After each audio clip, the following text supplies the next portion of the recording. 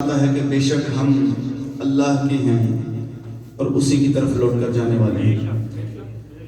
یہ اتنا بڑا جملہ ہے کہ دل کو اگر یہ تسلی نہیں دے گا تو پھر قرآن کا کون سا قول تسلی دے گا۔ خالد کس کے تھے؟ اللہ کے تھے۔ ہم کس کے ہیں؟ اللہ کے ہیں۔ شکوہ کیسا؟ انا للہ و انا الیہ راجعون۔ دوستان دی وقار یہ پڑھتے ہیں تو اعلان ہوتا ہے نا، عام طور پر جب فوتگی کا اعلان کیا جاتا ہے، اعلان کیا کرتے ہیں؟ آگاہ اپنی موت سے کوئی بشر نہیں، سامان 100 برس کا پل کی خبر نہیں۔ میں اس شعر سے اگری نہیں کرتا اور میں اپنا حق محفوظ رکھتا ہوں۔ مجھے جیلم میں انجمن اصلاح محافل نعت کی ذمہ داری سونپی گئی ہے۔ مرکز اس کا لاہور میں ہے۔ مفتی نعمان قادری مصطفی صاحب بڑے مخلص شخصیت ہیں ماشاءاللہ، اصلاح محافل نعت کے حوالے سے وہ کام کر رہے ہیں ماشاءاللہ۔ دوستان دی وقار یہ جو شعر آگاہ اپنی موت سے کوئی بشر نہیں، دیکھیے ہر بشر ہی اپنی موت سے آگاہ ہے۔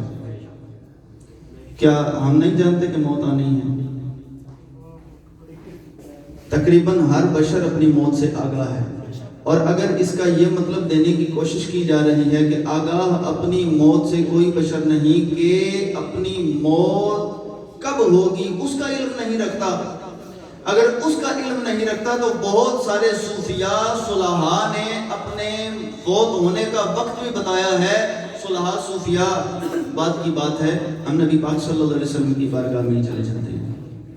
نبی پاک صلی اللہ علیہ وسلم نے حضرت معاذ بن جبل کو جب یمن کا قاضی بنا کر آپ رخصت فرما رہے تھے تو آپ صلی اللہ علیہ وسلم فرماتے ہیں کہ معاذ جب تم واپس آؤ گے تو تمہارا گزر میری قبر کے پاس سے ہوگا۔ مجھے بتائیے کیا نبی غیب نہیں جانتے تھے؟ اپنی وفات کا علم نہیں جانتے تھے؟ آج ہمارے ذہنوں میں یہ کیڑا ڈالنے کی کوشش کی جاتی ہے کہ کوئی نہیں جانتا کب مرے گا، کہاں مرے گا۔ دوستان ذی وقار کوئی نہیں جانتا، مگر اللہ جس کو بتا دے وہ جانتا ہے۔ اللہ جس کو بتا دے وہ جانتا ہے۔ اس لیے آگاہ اپنی موت سے کوئی بشر نہیں۔ عجیب بات ہے۔ ہاں اگر اس کو یوں کر لیا جائے، آگاہ اپنی موت سے اکثر بشر نہیں، کس لحاظ سے؟ سامان آخرت کرنے کے لحاظ سے، سامان آخرت کرنے کے لحاظ سے یہ گنجائش چھوڑی جا سکتی ہے، ورنہ اگر یہ کہا جائے کہ موت کا علم نہیں تو پھر ادھر تو اعتراض ہے۔ دوستان ذی وقار اللہ پاک نے مجھے یہ کرم عطا فرمایا، الحمدللہ میں شاعر بھی ہوں، نعت خوان بھی ہوں، یہ سب سرکار کے کرم ہیں الحمدللہ۔ لیکن میں چاہتا ہوں کہ یہاں ہم کچھ جو ہے نا علم کا ہتھیار یہاں سے لے کر جائیں۔ پنجاب کالج میں اسمبلی کی ترکیب ہے، تو وہاں میں اسمبلی میں کھڑا تھا تو ایک بچے نے نعت پڑھی، میں نے بعد میں اصلاح دی، میں یہاں بھی پیش کرنا چاہتا ہوں۔ نعت پڑھی کہ قسمت میں میری چین سے جینا لکھ دے، ڈوبے نہ کبھی میرا سفینہ لکھ دے، جنت بھی گوارا ہے مجھے مگر میرے لیے اے کاتب تقدیر مدینہ لکھ دے، مجھے بتائے لکھنے والا یا اس کو صحیح ماننے والا کہ بھئی جنت بھی گوارا ہے، بھئی تو کیا لاڈو ہے؟ تجھے اللہ منا رہا ہے کہ میں تجھے جنت دینا چاہتا ہوں، کیا تو قبول کرے گا؟ ارے جنت تو سرکار کے عاشقوں کا انعام ہے، جنت تو سرکار کے عاشقوں کا مقام ہے، اور تو اس کے بارے میں کہتے ہیں جنت بھی گوارا ہے۔ تو اپنی حیثیت تو بتا، تو کس مقام سے کھڑا ہو کے یہ کہہ رہے جنت بھی گوارا ہے؟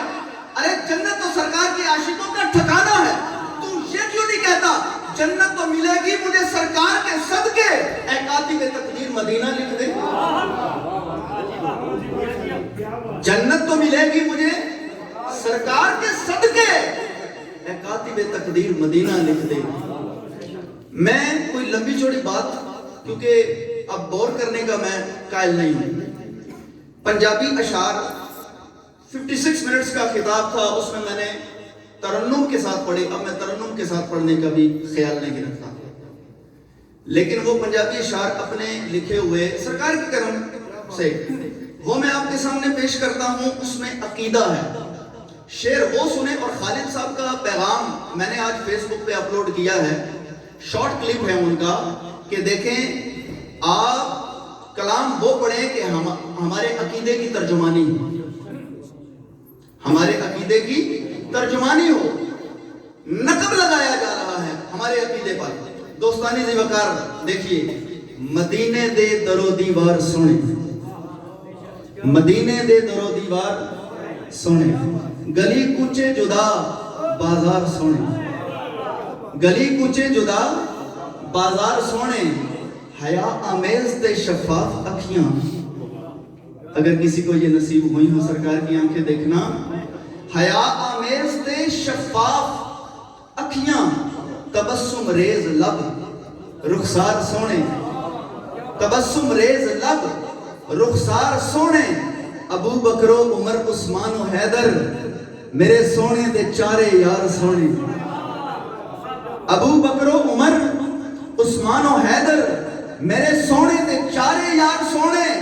عطا رب دی ہے پنجتن پاک سونے، میرے سونے دے سارے یار سونے، میرے سونے دے سارے یار سونے.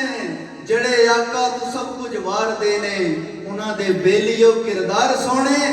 جتھے آقا نے کڑیاں نے بتائیاں، اچھے محلاں تو دومیں غار سونے. میرے محبوب دی صورت تے سیرت، میرے محبوب دی صورت تے سیرت، میرے محبوب دے افکار سونے. جو آقا واسطے اعجاز لکھے، حرف الفاظ تے اشعار سونے، حرف الفاظ تے اشعار سونے. اور میرے والد بزرگوار کی منقبت پڑھی گی اور میں خاموش رہ سکتا ہوں؟ تو سنیے، یہ کرم ہے الحمدللہ مولا حسین کا کہ ان کے لیے اپنے لکھے ہوئے اشعار میں پیش کرتا ہوں. حسین رحمت کا ایک جہاں ہے. مانتے ہیں؟ حسین رحمت کا ایک جہاں ہے، وہ سر وحدت کا رازداں ہے. حسین معیاری ہستی ہے، حسین معیاری ہستی ہے نا، تو کلام بھی معیاری ہونا چاہیے. حسین رحمت کا ایک جہاں ہے، وہ سر وحدت کا رازداں ہے. علی و زہرا کا نور ہے وہ، علی و زہرا کا نور ہے وہ، نبی کی خوشبو کا گلستاں ہے، نبی کی خوشبو کا گلستاں ہے. اور سنیے، حسین حسن نبی کا مظہر، حسین حسن نبی کا مظہر، حسین جلوہ حق عیاں ہے، حسین جلوہ حق عیاں ہے. علی کا جانی حسن کا ثانی. ہمارا یہ عقیدہ نہیں کہ یہ ہو چکا ہے فیصلہ، نہ کوئی دوسرا خدا، نہ کوئی دوسرا حسین، خدا کے بعد حسین، نہ، یہ ہو چکا ہے فیصلہ، نہ کوئی دوسرا حسن نہ کوئی دوسرا حسین ہے. اس کے مطابق کہ حسین حسن نبی کا مظہر، حسین جلوہ حق عیاں ہے، علی کا جانی حسن کا ثانی، علی کا جانی حسن کا ثانی. حسین الفت کی داستان ہے، حسین الفت کی داستان ہے. نبی محبت سے سونگتے تھے، سرکار اپنے بچوں کو سونگتے تھے نا، نبی محبت سے سونگتے تھے. تیرا چمن اب بھی گل فشاں ہے، تیرا چمن اب بھی گل فشاں ہے. نہ اس کو محروم رکھنا مولا، اعجاز تیرا قصیدہ خواں ہے. حسین رحمت کا ایک جہاں ہے. مصطفیٰ جان رحمت